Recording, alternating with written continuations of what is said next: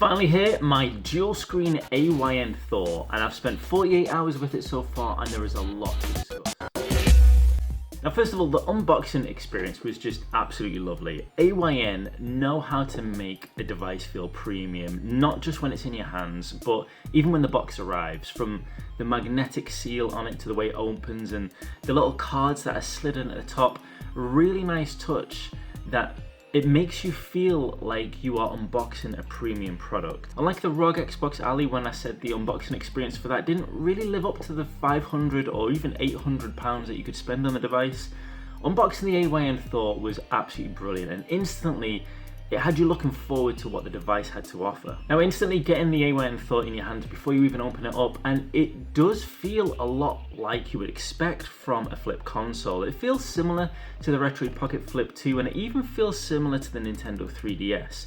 They use good plastics, it feels solid, and that nice right kind of heavy in your hands, where it's not too heavy but heavy enough to feel like you've got a solid piece of equipment. I went for the all black, and it's a clean matte finish as well. Unlike the Retro Pocket Flip 2, where it was quite divisive, the design they had on the shell, the AYN Thor goes for no design, making it much more simple and more appealing, I think, to the masses. I personally like the Retro Pocket Flip 2 design, although I couldn't tell you what it was about, I just thought it was kind of cool. But it's when you open up the AYN Thor that things really start to take off. Now, obviously the top OLED screen is absolutely gorgeous, and it's not too dissimilar from what we've seen on the Retro Pocket Flip 2 or other devices that we see in the retro handheld gaming community these days. But it's the bottom screen that really stands out. And now you would think, dual screen devices are nothing new. Obviously Nintendo started doing them 2 decades ago, so you wouldn't think simply seeing a second screen on the bottom would be so impactful, but it really is.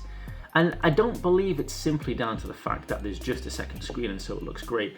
I think it's seeing a second screen in use like this. First of all, the end-to-end glass finish just makes for a really smooth integrated look. And obviously going for the black, the main reason I went for it is so that the screens just disappeared into the background, and it absolutely works perfectly. The top screen and the bottom screen just look perfectly naturally placed. The top screen fills up the whole of the real estate, and the bottom screen just naturally blends in with the controls around it. But what really makes it stand out is the OLED crispness and the fact that it's showing you an Android interface as well.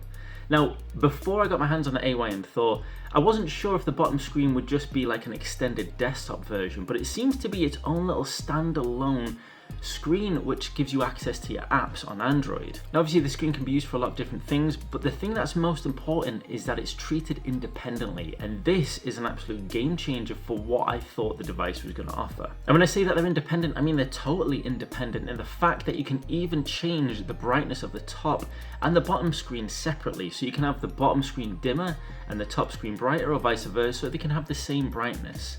And this is absolutely brilliant. Beyond playing dual screen gaming, I wasn't entirely sure what we would use a bottom screen for. But in all honesty, in the 48 hours that I've been using the AYN Thor, I've used the bottom screen more just navigating Android than I have for using it for dual screen gaming. Now, with the top screen, you can move your apps around anywhere you want, but with the bottom screen, they do seem to just be in a list format, and I haven't found a way to move them around.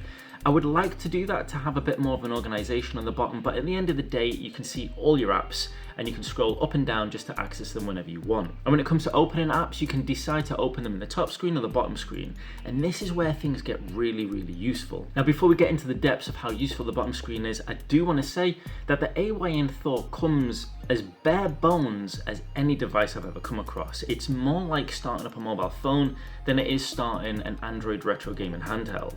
And the reason I say that is most Android retro gaming handhelds come with an installation process where you can select which emulators you want on the device. If you don't want to, you don't have to go to the Play Store or the internet and download these emulators. However, although the AYN Thor does offer a setup process, it is simply things like setting your time zone and setting your wireless internet. When it comes to applications like emulators, you have to access and download all of those independently yourself, whether it's through the Play Store, whether it's through the internet. Now, I do feel like this is probably because retro gaming handhelds have gotten a lot of heat recently when it comes to emulators, and I do think it is the right direction to be heading in. However, it definitely makes it a bit more of a tricky setup process. Now, I myself am pretty familiar with these devices, but even I found it easier going over to Aiden Walls and following his setup process than trying to figure it all by myself. And this is where the second screen was just phenomenal. I was able to load up Aidan Wall's video and have that on the bottom screen while doing everything I needed on the top screen. Furthermore, I could load up the written instructions on the bottom and navigate links and everything through the bottom screen while continuing to work on the top screen. And this made the setup process so much easier than it would have been with just one screen. And this is where the AYN Thor is really starting to blow my mind. I realise now the potential of the dual screen is not just to be playing dual screen gaming handhelds or consoles, but even when you just want to be doing some generic, almost life admin tasks, the type of stuff you do on your mobile phone, where it gets tricky because on a single screen you're having to jump between tabs of the internet browser or jump between messages, etc. On a device like the AYN Thor, it makes it so much easier performing those tasks on a handheld device. And I can honestly see myself using the AYN Thor for so much more beyond gaming. But that's for another video, and let's be honest, that's not really why you are here. But I just think that needed to be said because this shows so much more potential than just a DS, 3DS or Wii U emulator. But on to the reason why you really are here, and that's dual screen gaming. And I have to say, dual screen gaming on this is absolutely stunning. Now obviously there's separate emulators for DS, 3DS and Wii U, and each of those emulators operate slightly differently. There are features I would like to see across the board for all of them. For example, with the DS emulator, you can change the size of the top screen so it can match better with the bottom screen, so it feels more like a natural DS experience.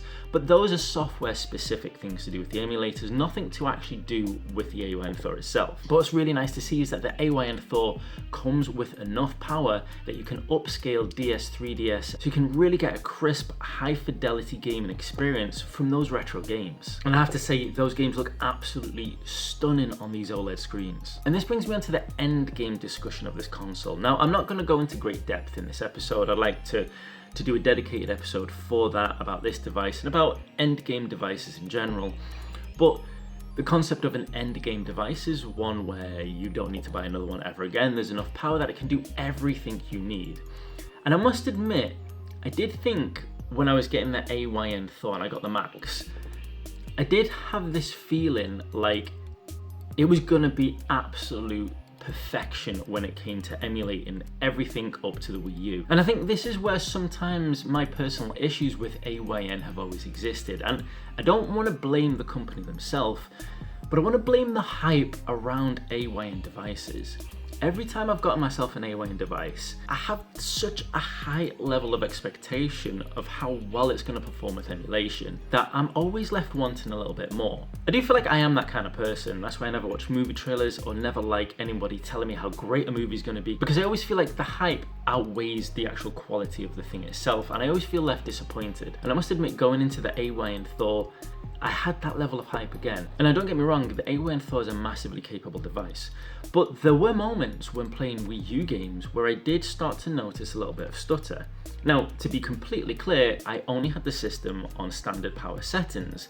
If you put it into high power mode, it works absolutely brilliantly. There's no issues whatsoever. But I must admit, I fell into that trap again of the hype of thinking that this device was going to be pretty much flawless and play all these games with no effort whatsoever, even in standard settings. So I think the fact that I saw any stutter whatsoever was a little bit disappointing to me. It would be nice if I didn't have to put the device into high power to play some of those more high-end games. And the reason I say that is because of the higher draw that high performance takes on the battery. Now, the battery of the AYN Thor is absolutely fantastic, especially considering it's powering 2 screens. I thought this was going to be a downfall of the system, but in the 48 hours since I've been using it, I've only had to charge it once. Using standard settings and using the device regularly over the 48 hours, there was a complete reasonable use on the battery. But I did notice when I had to put the system into high performance mode, there was a noticeable increase on the drain of the battery. And playing Wii U on this device is definitely something that I will be looking to do a lot of, because I haven't had all that much Wii U gaming experience. I got the console, I got a bunch of games, but I've just not had the time to play in person, so on a handheld device would be brilliant. Furthermore, something else I'd like to address is the ergonomics, and to be honest, I think we have to judge ergonomics in different categories. I think vertical console, horizontal console, and flip consoles all warrant different levels of judgment for ergonomics, because a horizontal console is always going to be able to have the benefit of better ergonomics, and you can even squeeze on grips or have chunkier bits on the end to make the ergonomics work better. I don't think it's fair to compare a horizontal console to a vertical console and expect them to have the same ergonomics. So In the world of flip consoles, the AYN Thor is absolutely brilliant when it comes to ergonomics, thanks to its size, its weight. It sits really well in the hands, the analog triggers are brilliant. But if you're going to compare the ergonomics to something like the AYN Odin 2 or the RG557 from Ambernick, then you're definitely going to notice that this is less comfortable to play over longer periods of time. But the thing that the AYN Thor can do, and all flip consoles can do, which I believe balances out the playing field when it comes to ergonomics, is that you can just have it sat on your lap with the screen propped up and control and navigate things like that. Okay, you're not going to be playing all your video games like that, but everything else that you're going to be doing, much more slow time, slow paced activities on the device, you can do it a bit more like a laptop. And that saves your hands all that extra time holding the device. And that for me is a huge win when it comes to flip consoles and the AYN Thor. Now I am very, very happy with my AYN Thor, and I had high expectations. The AYN Thor, as pocketable as it is being a flip device, because it's a more premium cost in handheld, and because it can do so much more with the extra screens, it's something I want to look after a little bit more than I would the Retro Pocket Flip 2. So for that reason, I don't feel like my Retro Pocket Flip 2 is obsolete quite yet. But what I will say is that the AYN Thor has absolutely shot to the top of my list of most used and favorite retro gaming handhelds. Now, if you want to get your hands on one, I'll have links in the description below. If you want to check out the Retro Pocket Flip 2, check out this video right here. And if you want to find out more about the AYN Thor and my thoughts on endgame devices, make sure you subscribe for future episodes.